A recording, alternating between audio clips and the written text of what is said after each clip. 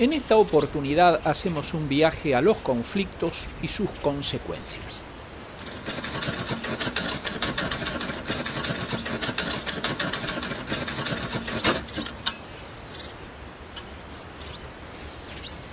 Existen muchas formas de resolver conflictos. Comencemos con las tradicionales.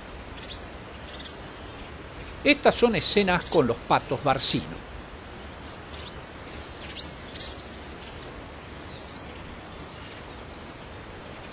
Mantienen reyertas muy simples con los compañeros de grupo. La forma de resolver los diferendos es mediante gestos muy conocidos. Son movimientos repetidos que involucran el pico, la cabeza y alguna vez todo el cuerpo. Los patos han evolucionado estas ritualizaciones que permiten reducir los peligros derivados del uso de la violencia. Las soluciones ritualizadas son muy convenientes, pero no son universales.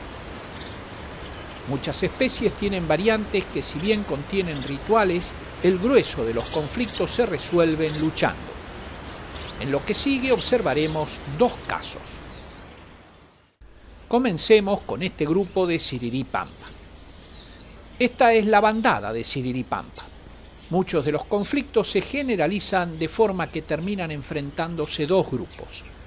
Las peleas comienzan con algún miembro que perturba la paz de los vecinos. Entonces pueden agruparse otros sirirí de cada lado. Los grupos se fortalecen e inician ataques coordinados. Este tipo de peleas son muy comunes entre los Siriripampa y casi inexistentes en otras especies de aves. ¿Cómo se forman estos grupos? Para la formación de grupos intervienen los lazos familiares. De pequeños las familias son unidas y las crías aprenden de sus padres a comportarse como un grupo de ataque. De grandes, los lazos se fortalecen gracias al acicalamiento.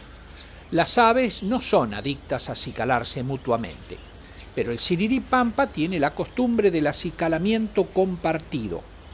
Consiste en que un miembro acicala el cuello de otro, mientras éste a su vez acicala la cabeza. Estos lazos de unión son los que se ponen a prueba en las luchas grupales. Si con el Siriripampa pudimos usar un lenguaje militar para describir las luchas en grupo, con la gallareta Ligas Rojas deberíamos usar uno de boxeo.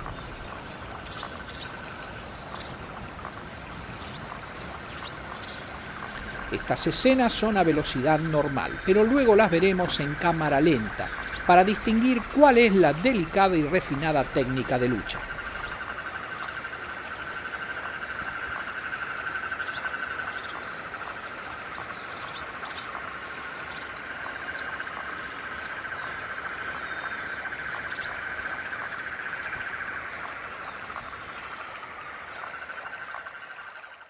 Durante un combate franco, las reglas son evidentes, vale todo y es común el ataque a traición. No esperemos ver algo parecido a un combate ritual. El objetivo es lograr que el oponente se retire humillado, corriendo sobre el agua o hundiéndose y apareciendo a gran distancia. La posición básica de enfrentamiento es frente a frente con las alas abiertas y apoyadas detrás de la superficie del agua para hacer palanca hacia adelante. Las patas van dirigidas al frente y se apoyan en el contrincante. Tratarán de hundirlo bajo el agua. Si fuera posible, lo tomarán con el pico de la cabeza, cosa que ocurre en muy pocas oportunidades.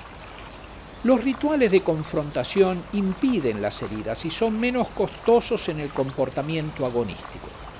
Los rituales son cambios de conducta, de forma que el movimiento usado durante la alimentación o acicalamiento son modificados para la confrontación ritual.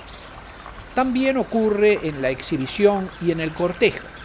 En el caso de las gallaretas, los rituales podemos asegurar que no existen. La lucha es a pleno. Nos preguntamos por qué las gallaretas no evolucionaron una lucha ritual.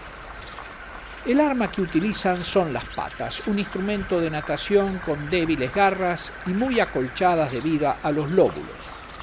Las patas son usadas para empujar o dar cachetadas al rival. La lucha es desvencijada y agresiva, pero no produce daño alguno.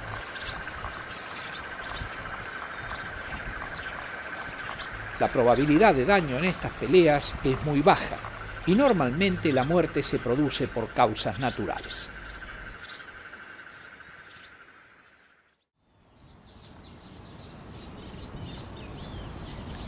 Las peleas entre las aves producen daños al orgullo, pero difícilmente al cuerpo. Pero los peligros de la vida silvestre producen ciertamente estragos. Los pescadores humanos compiten con el bighua por los peces y son potencialmente muy peligrosos. Este bighua quedó envuelto en una tanza de pescador. Se enreda en un tronco y lucha denodadamente por liberarse. Esta situación es uno de los peligros más importantes que enfrentan las aves que pescan en agua dulce.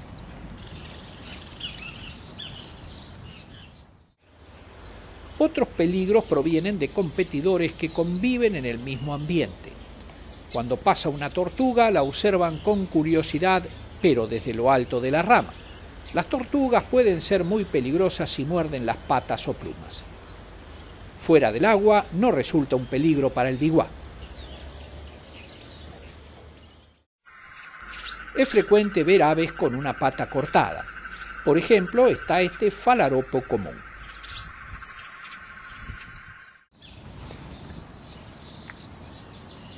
También está el caso del tero real, que visiblemente no puede caminar bien.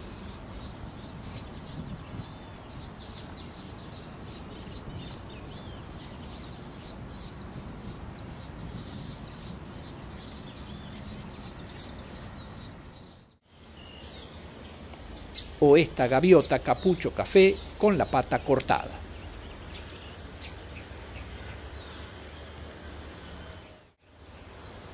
Ahora observamos un pato Picasso que tiene las plumas del ala cortadas. Se observa el raquis de cada pluma y le faltan las barbas.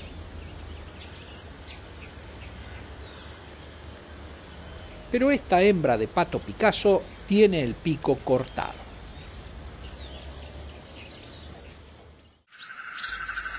El caso de este bighua es extraordinario.